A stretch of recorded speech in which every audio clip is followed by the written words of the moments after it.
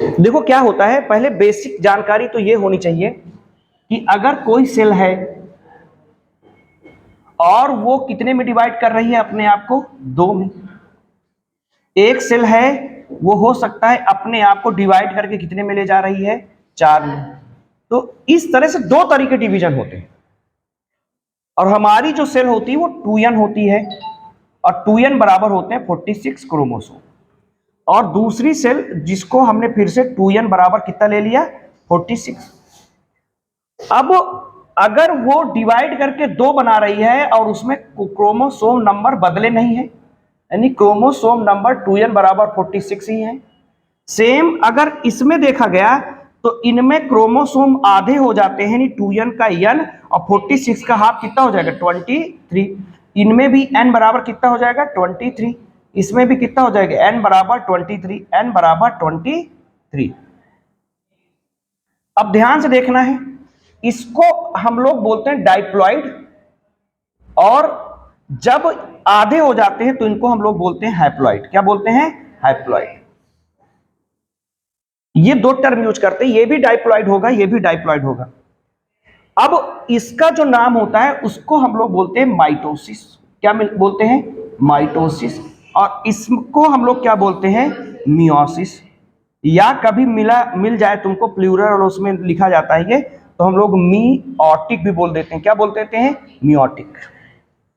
इसमें क्या होता है समझना, क्रोमोसोम नंबर सेम रहते हैं, है ना। तो इसको हम लोग बोलते हैं इक्वेशनल डिवीजन। क्या बोलते हैं इसको, इक्वेशनल डिवीजन। ये इसी का नाम क्या बोलोगे, इक्वेशनल डिवीजन। इक्वेशनल डिवीजन बोलने का मतलब क्या हुआ, इक्वेशन, जब कोई इक्वेशन लिखते हो तो क्या लिखते हो, ए बराबर बी बराबर इक्वल। तो इसका मतलब इक्वेशन जब लिखा करते हो तभी तुम क्या करते हो, इक्वल लिखते हो। तो सीधा सा मतलब हो गया कि इनमें जो क्रोमोसोम नंबर है वो इक्वल रहते हैं पहले और बाद में, इसलिए इसको बोल सकते हैं इक्वेशन की तरह काम करते हैं, शुरुआत का बराबर बाद का। तो इसलिए हम लोग टर्म यूज कर देते हैं इक्वेशन। लेकिन यहां पर क्रोमोसोम नंबर घट जाते हैं, उनका रिडक्शन हो जाता है। रिडक्शन यानी घटना, रिड्यूस होना, इसलिए इसका जो नाम बोल देते हैं हम लोग, क्या बोल देते हैं, रिडक्शन डिवीजन। क्या बोल देते हैं, रिडक्शन डिवीजन। तो ये तुम्हारे पास हो गया रिडक्शन डिवीजन। तो कुल मिलाकर के 2।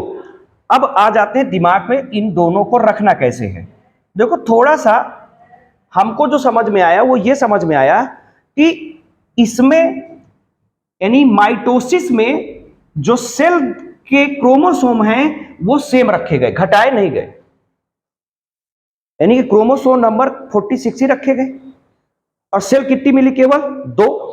जबकि मियोसिस में कितनी सेल मिल गई, 4। नंबर ज्यादा कर दिया।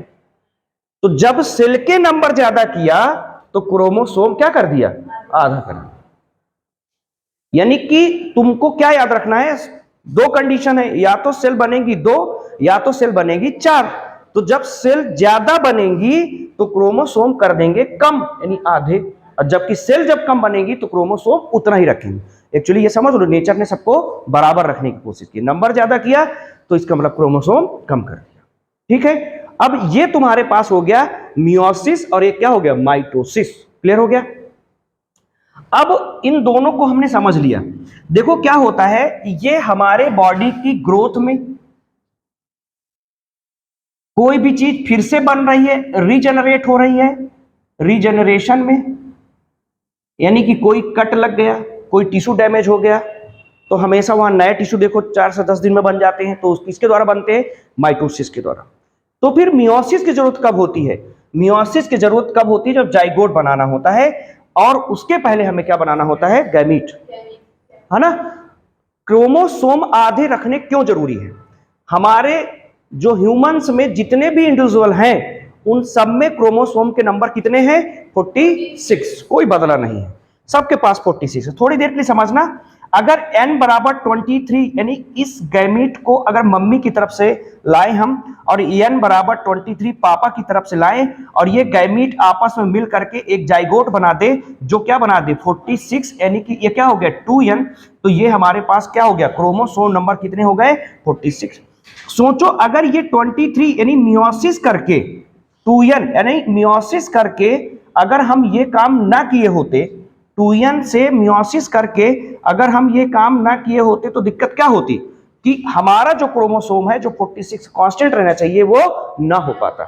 नहीं तो पता लगा पापा का 46 मम्मी का 46, अब हम 2 गुना करो तो कितना पहुंच गया बोलो यार 92।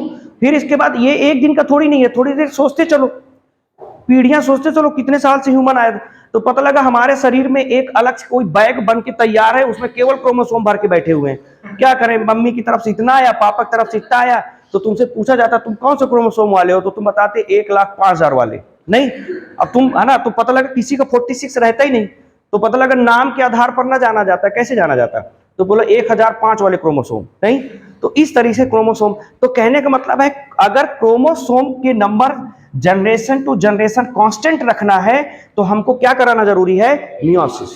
क्लियर हो गया। तो इस तरीके से अब मान लो एक ही क्रोमोसोम हम लेके चल रहे हैं, तो पहले उसमें क्या आएगा, इंटरफेज। क्या आएगा, इंटरफेज। उस इंटरफेज में वो अपने जो डीएनए हैं उनको क्या करेगा, डबल करेगा। ये एक क्रोमोसोम हमने लिया है, इस तरह के पेयर तुम्हारे शरीर में 23 पेयर होते हैं, है ना, एक पेयर हमने लिया है। अब वो क्या करेगा, इस तरह से अपने जो डीएनए है उनको क्या करेगा, डबल कर लेगा। क्या कर लेगा, इसको डबल कर लेगा। समझ में आया। इसको क्या बोला गया, इंटरफेज। ऐसा दिमाग रखो जैसे तुम लोग मूवी देखने जाओ, या तो कभी मूवी के बीच में एक इंटरमिशन आता है, या जैसे स्कूल में तुम लोग क्या करते थे, इंटरवल, तो उस समय पेट में कुछ ना कुछ भरते थे, खाना खाते थे, कुछ भी मतलब, तो उसी तरह से ये लोग भी क्या करेंगे, उस इंटरफेज में क्या करेंगे, अपने क्रोमोसोम को क्या कर लेंगे, डबल कर लेंगे। इसको हम लोग जो इंटरफेज है इसको 3 तरीके से बांट सकते हैं, G1, S और G2। और जो यस फेज होता है उसी में डीएनए का क्या होता है, क्या होता है बोलो, रिप्लिकेशन। रिप्लिकेशन यानी कि यहां पर डीएनए क्या होता है, डबल होता है। यस फेज में क्या होता है, डीएनए डबल होता है, डीएनए बिकम्स डबल, ये डबल हो जाता है। अभी हम लोग केवल सरफेस पढ़ने की कोशिश कर रहे हैं। अब क्या होगा, इस डीएनए रिप्लिकेशन में जब इसके पास डीएनए डबल हो जाएंगे तो अब इसको बांटने का काम करेगा। अब थोड़ी सी बात ये बताओ, अगर हमको ये बांटना है तो पहले यानी कि हमें इस तरीके से ले जाना है, तो पहले इसमें क्या करेंगे, न्यूक्लियस को बांटेंगे कि हम लोग सेल को बांटेंगे, तो पहले अंदर की बात को बांटेंगे, है ना। ऐसा समझो कि ये तुम्हारे पास सेल है और सेल के अंदर न्यूक्लियस है, तो पहले क्या करोगे, इसको क्या करोगे, इसमें कितने न्यूक्लियस कर दोगे, 2, और इसको 20 से डिवाइड करके एक न्यूक्लियस इधर, एक न्यूक्लियस इधर। क्लियर। तो अब देखना, तो कुल मिला करके इसको हम क्या मान ले, एक ये सेल है, सेल के अंदर न्यूक्लियस दिखाया, और ये तुम्हारे पास क्या हो गया, ये न्यूक्लियस हमने इसको दिखा दिया, ठीक है, ये डबल हो गया। हालांकि बड़ा इसको रखना चाहिए था, लेकिन ठीक है, इसको ऐसा मान लेते हैं कि ये शुरू एक सेल थी। अब आ जाओ, अब हम लोग क्या करेंगे, इसको डिवाइड करेंगे। तो डिवाइड करने का हमने क्या बोला, ये पूरी की पूरी सेल है। अब न्यूक्लियस में जब डिवीजन होगा तो 2 न्यूक्लियस ऐसे बनेंगे। थोड़ा सा इसको ध्यान देना, हमने किया क्या, ये काम किया है, यानी कि एक में ब्लू एक में रेड। हमें इस कंडीशन को अगर हमने 2n माना था, और हम पढ़ने क्या वाले हैं, माइटोसिस, यानी कि इक्वेशनल डिवीजन, यानी कि जो प्रोजेनी यानी डॉटर सेल बनने वाली है वो भी कैसी होनी चाहिए, 2n होनी चाहिए। समझना बहुत बहुत बेसिक है, क्योंकि सबसे बड़ा क्वेश्चन जो बना करता है कि कब क्रोमोसोम सेपरेट होते हैं, कब सिस्टर क्रोमैटिड सेपरेट होती है, दुनिया पलट जाती है। समझ लो ना। और सबसे खतरनाक क्वेश्चन जब टेस्ट में आएंगे तो सॉल्व कर नहीं पाते, जितना समझा दे हम। इसलिए तुम कहीं से कुछ भी पढ़े हो और अपने सारी चीजों को खत्म करके पढ़ना, तब हमारे क्वेश्चन जो रहेंगे वो सॉल्व कर पाओगे। इसको ध्यान से समझना। अभी और समझाएंगे। कुल मिलाकर के हमने क्या किया, न्यूक्लियस को डिवाइड किया। अब हमने क्या किया, सेल को डिवाइड किया, उसके अंदर न्यूक्लियस, सेल को डिवाइड किया, उसके अंदर न्यूक्लियस, और एक एक करके इस तरीके से हमने एक एक सेगमेंट बना दिया। और इस तरह से ये 2n हमारे पास, ये 2n हमारे पास ये 2 डॉटर सेल बनके तैयार। 2n कब कहलाया, जब एक ब्लू और एक रेड था। क्रोमोसोम एक क्या था, ब्लू वाला था, एक रेड वाला था। अब सुनना ध्यान से, पहले कुछ नाम देते हैं स्टेप के। देखो, जो न्यूक्लियस होता है उसको हम लोग जनरली बोलते हैं कैरियो। अब काइनेसिस का मतलब होता है डिवीजन। तो पहले इसका जो नाम बोलेंगे, नाम क्या होगा, कैरियोकाइनेसिस। क्या बोलेंगे, कैरियोकाइनेसिस। कैरियो का मतलब क्या हो गया, बोलो न्यूक्लियस। क्या बोलेंगे, न्यूक्लियस। और काइनेसिस का मतलब होता है डिवीजन। क्या बोलेंगे, डिवीजन। अगर हम लोग इसकी बात करते हैं तो अब क्या होता है, सेल का डिवीजन हुआ। तुमने न्यूक्लियस 2 बना दिए, अब क्या करोगे, इस सेल को ऐसे ऐसे करके काट करके बांट दोगे। प्लांट एनिमल में अलग अलग तरीका होता है, वो बाद में पढ़ेंगे। पर बटी सेल, तो इसको हम लोग बोलेंगे साइटो। अब बताओ, साइटो मतलब क्या बताया था हमने, सेल, और काइनेसिस मतलब डिवीजन। तो साइटोकाइनेसिस इसका नाम पड़ गया। तो पहली बात तो साइटो मतलब क्या होता है, सेल, और काइनेसिस मतलब डिवीजन, पहले ही बता चुके, सेल का डिवीजन। तो जनरली क्वेश्चन पूछा जाता है साइटोकाइनेसिस फॉलोड बाय, एक लाइन बनाई जाती है, फॉलोड मतलब, है ना।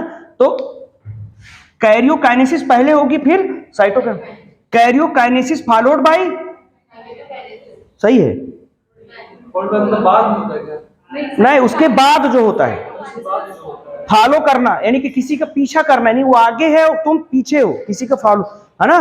तो पहले क्या होगा, ये एनसीईआरटी की लाइन जो बोला है हमने, नहीं, karyokinesis followed by cytokinesis. Karyokinesis के बाद कौन आएगा पीछे, साइटोकाइनेसिस। फॉलो कौन कर रहा है, साइटोकाइनेसिस। पहले हो कौन गया, कैरियोकाइनेसिस। नहीं समझ में आई, बोलो। हाँ, अभी नहीं क्लियर होगा तो और क्लियर हो जाएगा जब एनसीईआरटी की लाइन पढ़ो। अभी थोड़ा सा ऐसा लग रहा होगा पता नहीं क्या है ना। थोड़ा एनसीईआरटी लाइन पढ़ के और कॉन्फिडेंस आता है, हाँ एनसीईआरटी ने दिया तो बिल्कुल सही दिया होगा, है ना। तो अभी समझेंगे, तो थोड़ा सा बस समझ लो ना, एक दिमाग में बनाओ तो, है ना। जैसे बनाया, जैसे हम लोगों ने डिस्टल की बात की थी। डिस्टल का मतलब क्या होता है, प्रॉक्सिमल का मतलब, डिस्टल मतलब दूर, डी से डिस्टल, डिस्टल मतलब दूर। अब फीलिंग आई कि नहीं बाद में, प्रॉक्सिमल पहले, अब बस सोच लिया, अब जिंदगी में नहीं गलत होगा तुम्हारा, प्रॉक्सिमल डिस्टल। तो तुम्हें ऐसे फॉलो मतलब क्या करना, किसी को फॉलो करते हो तो इसका मतलब पीछे रहते हो कि आगे आगे चलते हो, हाँ और क्या, मतलब वो तुम्हारे पीछे आ रहा, फॉलो हम उसको कर रहे हैं, है ना। ऐसा थोड़ी ना फॉलो करना होता है, जासूस को देखा है ना, छुप छुप के, है ना, पीछे, तो वो फॉलो करता है, नहीं। चलो अब सुनना, जो कैरियोकाइनेसिस होती है, यानी कि जो न्यूक्लियस का डिवीजन होता है, वो तुम्हारे पास 4 तरीके का होता है, प्रोफेज, मेटाफेज, एनाफेज, टीलोफेज। क्या नाम दिया जाता है, prophase, prophase, metaphase, metaphase, anaphase, और क्या बोलेंगे, टीलोफेज। ये सब रटना है। और सबसे बड़ी बात यह है कि 70% जो केस है वो पूरा मियोसिस में चलेगा, कंटिन्यू। माइटोसिस जिसको समझ में आ जाता है उसी को मियोसिस आता है, नहीं तो बाकी तुम सोचो, पहले कुछ लोग तो ऐसे होते पहले मियोसिस पढ़ाएंगे तुम्हें, तो हमने ऐसे से, हमने कहा तब तुम बहुत बड़े पापी हो और तुम कुछ नहीं कर सकते बच्चों के लिए, नहीं। तो कुल मिलाकर के पहले इसको फील करना है। क्या बोलोगे, प्रोफेज, फिर हमारे साथ ये ऑर्डर याद करो एक बार, प्रोफेज, मेटाफेज, एनाफेज, टीलोफेज।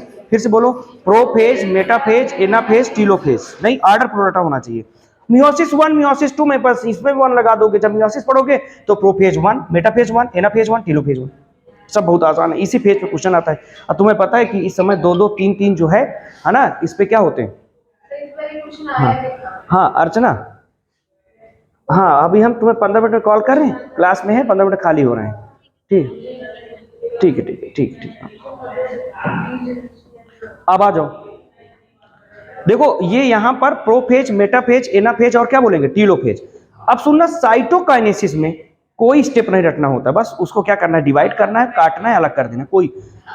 अब यहां पर 2 चीजें जो हमें समझनी है, यहां पर ये जो हमने बनाया है, इनमें इसको जो बोलते हैं तुम्हारे नाम को, कल हमने थोड़ा सा हिंट दिया था, ये अपनी सिस्टर को बनाएगा तो इनको बोलते हैं क्या, सिस्टर क्रोमैटिड। क्या बोलेंगे, सिस्टर क्रोमैटिड। अपनी बहन को बनाना यानी सिस्टर क्रोमैटिड। क्लियर हो गया।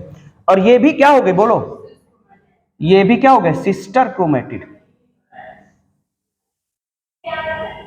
बोलो यार, है ना, नीली नीली एक दूसरे क्या हो गई, बोलो, सिस्टर नहीं।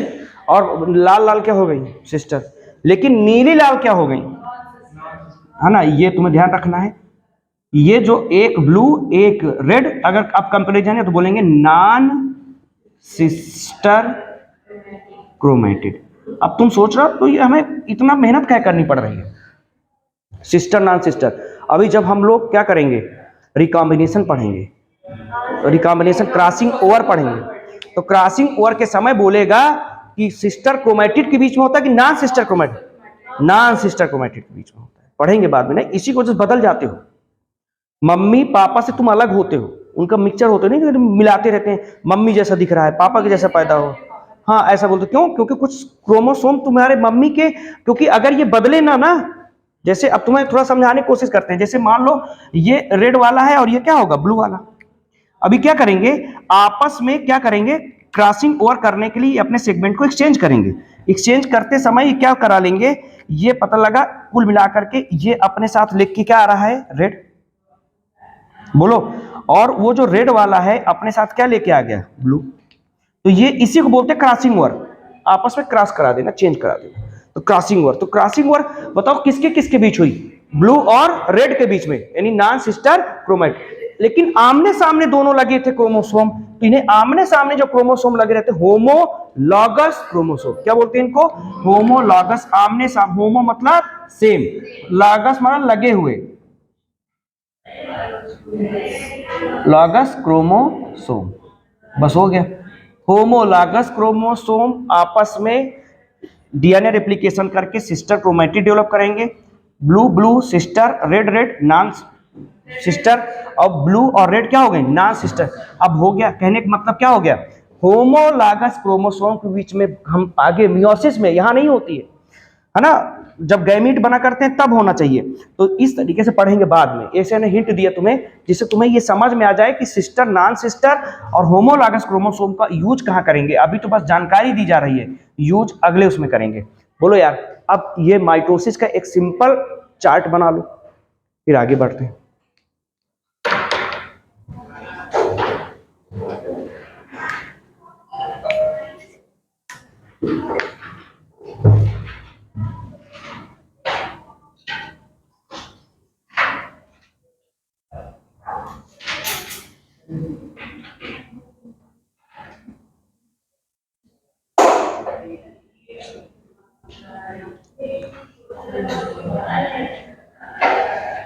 ऐसे ही बिल्कुल बनाते चलो।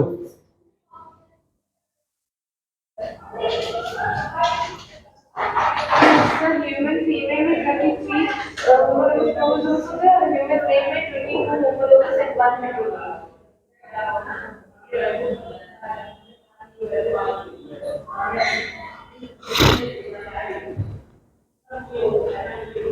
एक्स एक्स फीमेल में होता है, एक्स वाई फीमेल में, तो उसके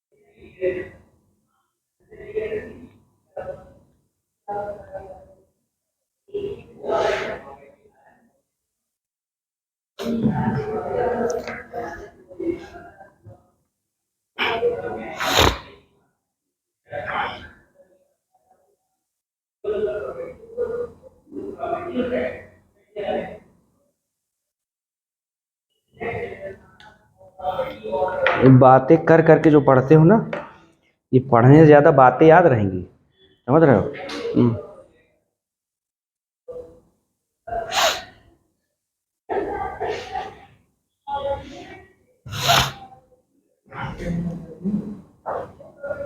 दिमाग में सब चीजें रखे रहना, छोटी छोटी बातें हैं, है ना? आंसर देना भाई मुश्किल हो जाएगा, जैसे मियोसिस हम कराएंगे, समझ रहे हो ना? हाँ हाँ, ये अभी से चैलेंज दे रहे हैं। हाँ, एक्टिव रखना अपने आप को। अच्छा, जो तुम लोगों ने पूरा ऑफलाइन मतलब पढ़ रहे हो ना, और वो सब ऑनलाइन पढ़ेंगे इसको, ये वाला पार्ट यही टीवी में लगा देंगे वहां पर, तो 8:30 बजे आ जाओ, टीवी में चल जाएगा, है ना? अपना वो सोफा में बैठ के देखो, समझ रहे? यही चीज चलेगी, ये सब सुनेंगे जो हम बोल रहे हैं सब, समझ रहे हो?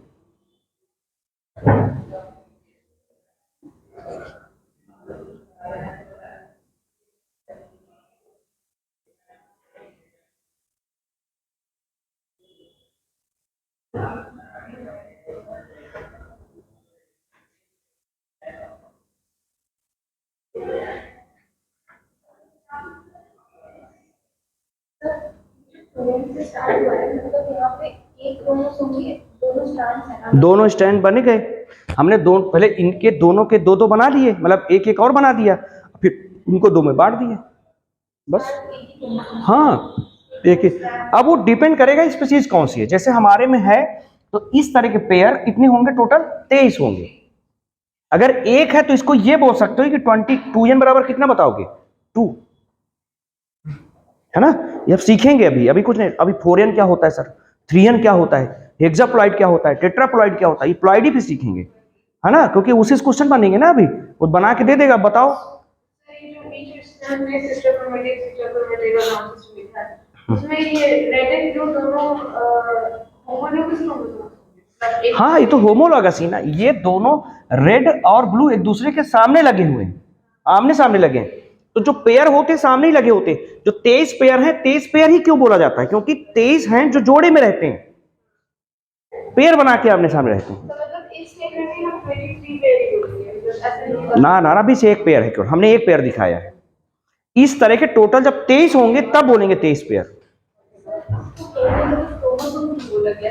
होमो आमने सामने लगे हैं इसलिए।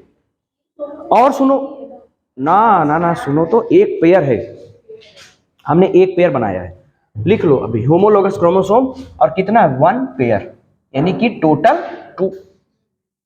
लिखो, लिखते चलो, जो बात है वो पूछते जाओ। सर उसके लिए कितना लिखेंगे? फिर उसके लिए बात है जो रेड जो दूसरा वाला आगे वाला इंटरप्रिटेशन। देखो इसमें भी पढ़ेंगे, कंटेंट डबल हुआ, प्लॉइडी सेम रही, बस हो गया। कंटेंट का मतलब जो वही वाली चीज है वो सेम। और जो 46 क्रोमोसोम बोला जाता है, इसका मतलब है 46 टाइप का है ना?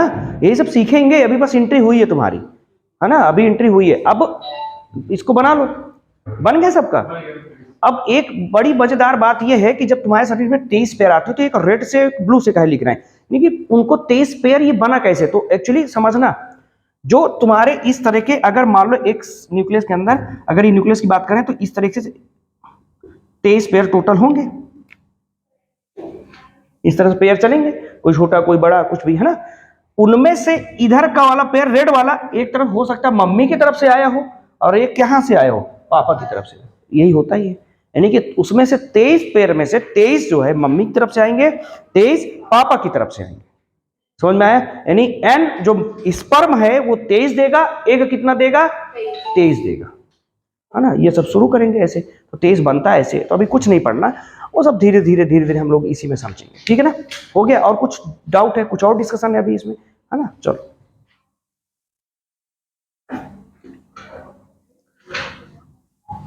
चलो ऐसा करते हैं, अब आगे को कुछ नहीं करते, कुछ पीछे का डिस्कस कर लो। जो चैप्टर तुम्हें डिस्कस आगे का नहीं करते, नहीं तो फिर उनके लिए ज्यादा, इतना बस सीख लेंगे बहुत है ना। देखो तुम लोग पूछो क्या आगे तुम लोग को डिस्कस करना है।